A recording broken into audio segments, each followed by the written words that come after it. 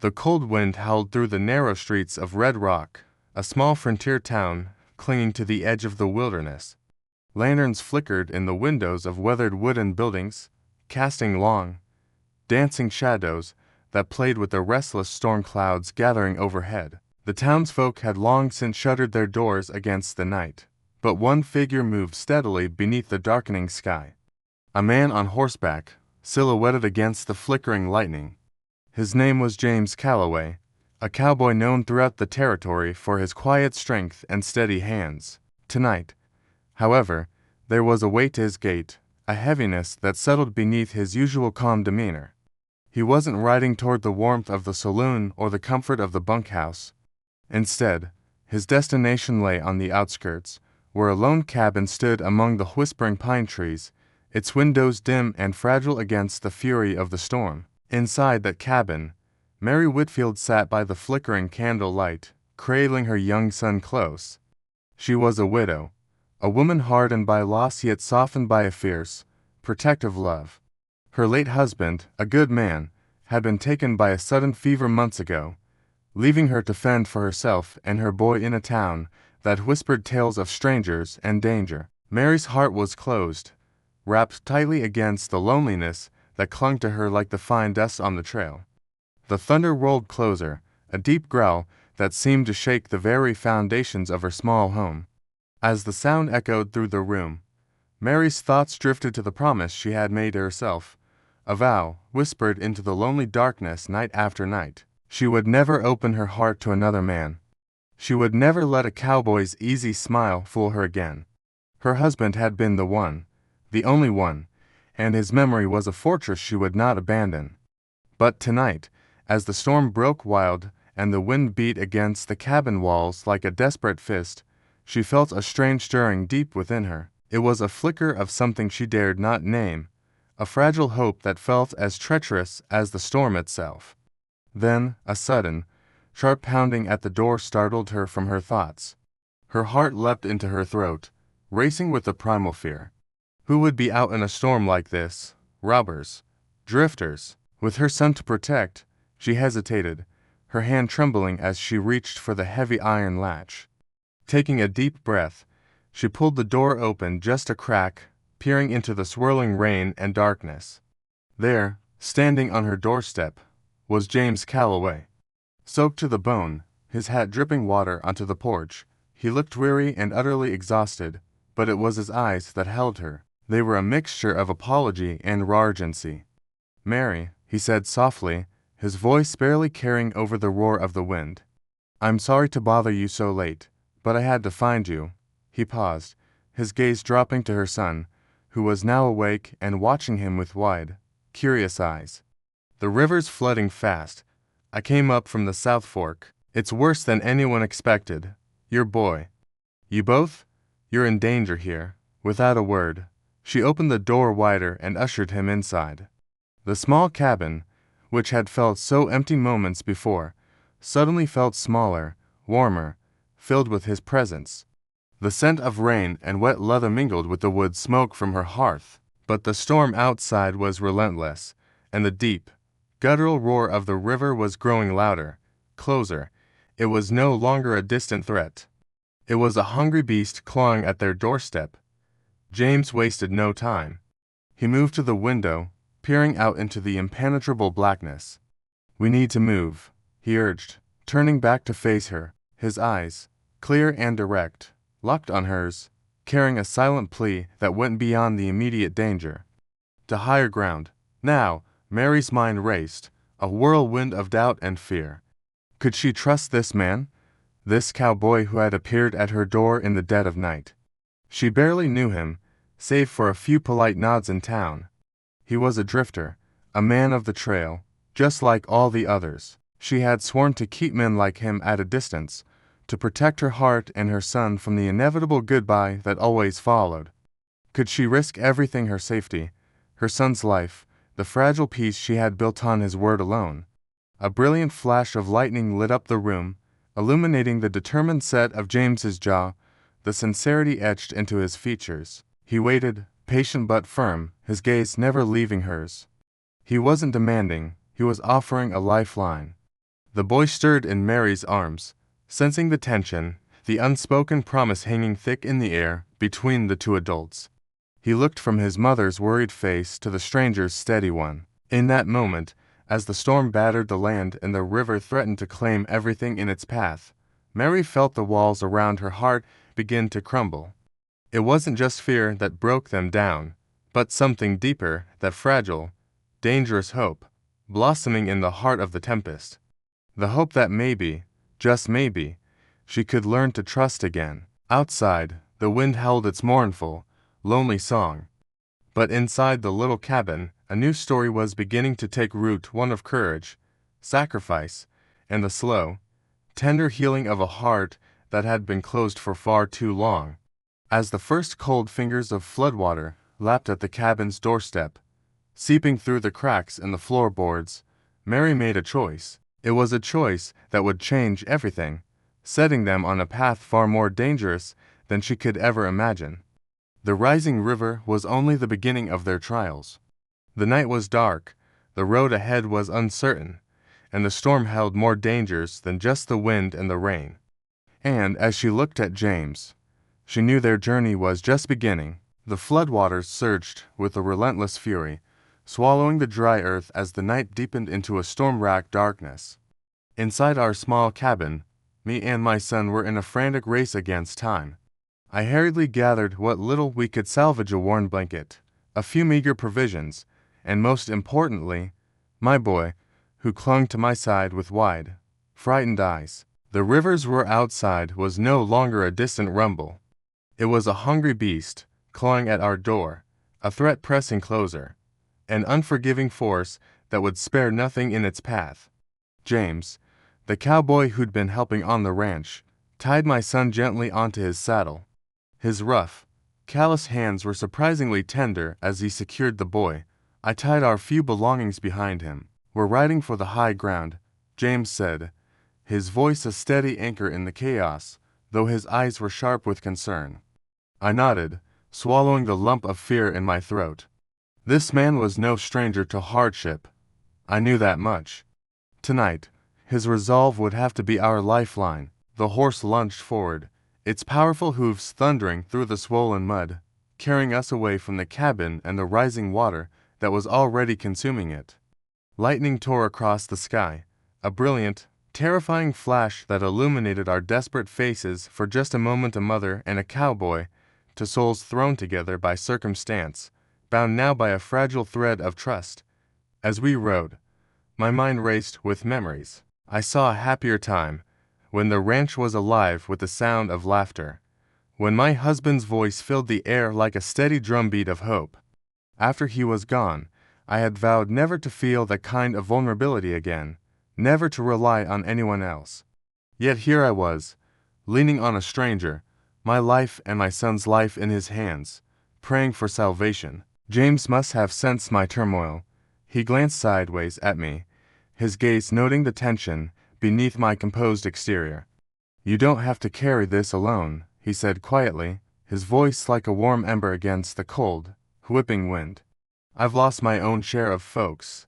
I know what it means to hold on when there's nothing left." I met his gaze, and for a fleeting second, a flicker of something unspoken passed between us, a shared understanding born from grief and the raw will to survive.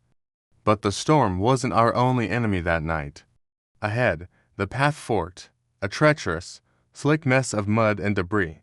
James slowed the horse, his eyes scanning the deep shadows that danced in the storm. From that darkness, a figure emerged, a man, ragged and wild-eyed, blocking our only path to escape. His clothes were soaked through, caked in mud, and his face was a mask of desperation. "Turn back," the stranger growled, his voice rough like gravel grinding together. "This storm's a killer, and you ain't getting through." James's hand instinctively moved to the worn revolver at his side, a silent but clear message. "We don't have the luxury of choice," he said firmly, his tone leaving no room for argument. "We're getting through, one way or another." My heart hammered against my ribs as I gripped the saddle tighter. The stranger took a step closer, menace in his posture, but then he hesitated. His eyes flicked from James to me, and then to the small, sleeping form of my son. Something in that glance seemed to soften him, a flicker of recognition, or, be even guilt. "There's a safer way," he muttered, his voice losing its edge. "Through the ridge. Follow me, but don't slow down." With no better options and the water rising fast, James nodded, urging the horse forward. We followed the stranger into a narrow ravine, where the floodwaters rushed fiercely beside us in a churning torrent. The trees bent and bowed under the storm's relentless wrath, their branches groaning like they were in pain. My arms tightened protectively around my son, who dozed fitfully, lulled by the steady, rhythmic motion of the ride. As the first light of dawn broke, the storm finally began to ease, its fury spent. The new light revealed a landscape both scarred and strangely beautiful. The river had carved new, angry paths through the earth, but the sky above was blushing with soft pinks and golds, a silent promise of hope. We reached a small clearing atop the ridge. A handful of other riders had gathered, their families and ranchers, all displaced by the flood, their faces etched with a mixture of exhaustion and profound relief. And among them was the stranger. He introduced himself as Silas, a mountain man who knew these wild lands like the back of his hand. I watched as James dismounted, speaking quietly with Silas. Their voices were low but urgent, planning, assessing. I felt a strange mix of emotions swirling inside me, overwhelming gratitude for this man who had saved us, but also a growing unease. This cowboy, this quiet stranger who'd pulled my family from the jaws of the storm, was beginning to stir feelings I had long since buried, feelings I wasn't sure I was ready to face. That evening, as the sun dipped behind the distant peaks, painting the sky in fiery colors, James and I sat by a crackling fire. My boy was sleeping peacefully between us, safe. The flames danced, casting flickering shadows that seemed to breathe a life of their own into the quiet night. James finally broke the comfortable silence. His voice was low, sincere. "You never told me why you stayed here alone, Mary," he said, not looking at me, but at the fire. "Why you didn't leave with the others when things got hard." I looked away, my eyes reflecting the firelight and a heavy weight of unspoken sorrow. "This land, it's all I have left of him," I confessed, the words tasting like rust. Leaving felt like forgetting. James nodded slowly, a deep understanding in his simple gesture. "Sometimes holding on is the hardest kind of courage." Our eyes met again across the flames, and the unspoken distance that had been between us began to close, just a little. But beneath the warmth of the fire and the promise of a new dawn, secrets lingered in the cold mountain air. Secrets that I knew would test our fragile trust, and the delicate hope that was just beginning to blossom between us. Because even as the floodwaters receded, I had a feeling another storm was gathering, one not of wind and rain, but of the past, coming to claim what was owed. And I wasn't sure any of us would be ready when it hit. The dawn broke soft and quiet over the ridge, painting the sky in gentle hues of lavender and gold. The floodwaters, once wild and unforgiving, had settled into a slow, mournful murmur far below. The town of Red Rock lay battered but standing, its people scattered like leaves caught in the current of change. Among them, Mary, James, and little Samuel found a fragile peace, but the weight of what was left unsaid pressed heavy on their hearts. That morning, James stood at the edge of the clearing, watching the first hopeful rays touch the distant mountains. His thoughts churned like the river below, haunted by ghosts, tethered to promises made long ago. Mary approached quietly, the soft crunch of her boots on the earth breaking the silence. "We can't stay here forever," she said, her voice steady but edged with an uncertainty that mirrored the shifting light. James turned to her, his gaze deep and weary, a reflection of the hard miles he'd traveled both on the trail and in his own mind. "No," he agreed, his voice a low rumble. "But this place, it's where we start again. Together, if you'll let me." She studied him, searching the lines of his face, the stubborn set of his jaw, the unexpected kindness in his eyes. For months, her world had been a landscape of loss, gray and featureless. But now, for the first time, Hope flickered inside her like a fragile flame cupped against the wind. But before the dawn's light could warm them fully, a figure emerged from the shadows cast by the tall pines. It was Silas, his face grave, his usual boisterous energy replaced by a heavy stillness. He stopped a few feet away, his gaze fixed on Mary. "Mary," he began, hesitating as if the words themselves were a burden. "There's something you need to know about the night of the flood. About your husband." Mary's heart caught, a cold dread seeping into the new-found warmth of the morning. The ghost of the past, a specter she thought she had finally laid to rest, stirred uneasily. Silas took a deep breath and explained, his voice low and careful, weaving a story that rewrote everything she thought she knew. The fever that took her husband was no simple sickness, no random act of fate. It was a hidden wound, a consequence of a long-forgotten feud that had entangled Red Rock's most dangerous men. Her husband, a quiet man who kept to himself, had been caught in the crossfire of a bitter rivalry. He had made a sacrifice to protect something larger than himself, a truth Mary had never understood, a secret that had been buried with him. As Silas spoke, the pieces of the puzzle began to click into place, each one colder and sharper than the last. The strange men she'd seen in town, the whispers that died when she approached, the feeling that she was being watched. It all made a terrible, chilling sense. James's eyes met hers, unwavering. "That's why the men chasing Silas were after me too," he said, his voice firm. "It wasn't just about Silas, it was about you, Mary, and because of what you inherited." Mary's breath hitched. Inherited?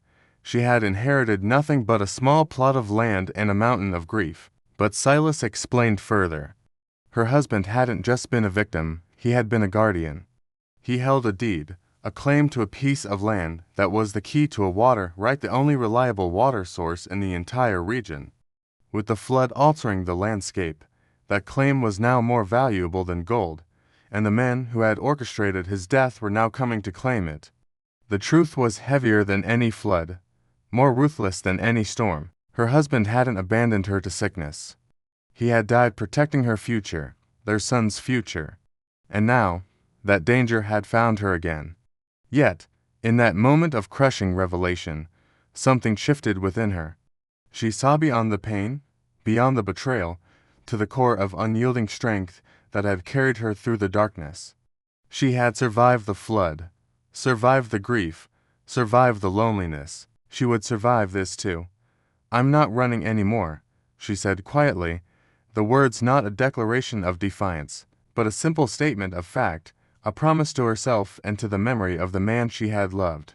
James reached for her hand, his calloused fingers closing gently around hers. His touch was an anchor in the swirling chaos of her thoughts. "Then neither am I," he said, his gaze locked with hers. Together, they turned to face the gathering shadows that were no longer just specters of the past, but living, breathing threats. The men who had come to settle old scores, to take what they believed was theirs, were closing in. But this time, Mary and James were not alone. The news spread through the battered town like wildfire. The people of Red Rock, those who had survived the flood and those who had just learned the truth about one of their own, began to gather. They were a community united by loss and now, by a shared sense of justice and hope. They stood beside Mary and James, not with guns drawn, but with a quiet, resolute strength. The confrontation was tense but brief. It didn't happen in a blaze of gunfire, but in a quiet standoff on the main street of the half-rebuilt town. It was a reckoning born of truth and courage. When the leader of the group, a man with cold, calculating eyes, demanded the deed, it was not James who answered, but the town blacksmith, then the store owner, then a dozen other faces Mary recognized. They spoke of loyalty, of community, of debts owed not in coin, but in kinship. Faced with the unwavering solidarity of an entire town, the men realized their power, built on fear and violence, was no match for the strength of a community bound by shared hardship. Justice, long delayed, finally found its place.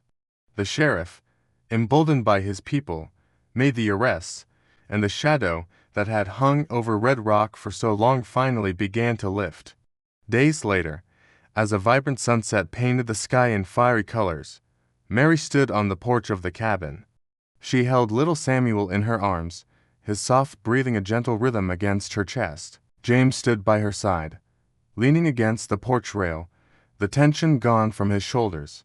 The wind whispered through the pines, carrying with it the scent of rain-soaked earth and the clean, fresh smell of new beginnings. He tipped his hat back, a slow, tender smile spreading across his face. "You said you'd never love a cowboy." Mary looked at him, her own smile mirroring his, her eyes shining with a warmth that could outlast any storm. "I was wrong," she said softly. And as the last light faded beyond the hills, they knew, with a certainty that settled deep in their bones, that together they could face whatever came next. They were no longer bound by the sorrows of the past, but freed by the courage to love again. The Wild West was a land of hard choices and harder hearts, but sometimes, just sometimes, it was also a place where even the most broken souls could find redemption beneath an endless, hopeful sky. Thanks for watching.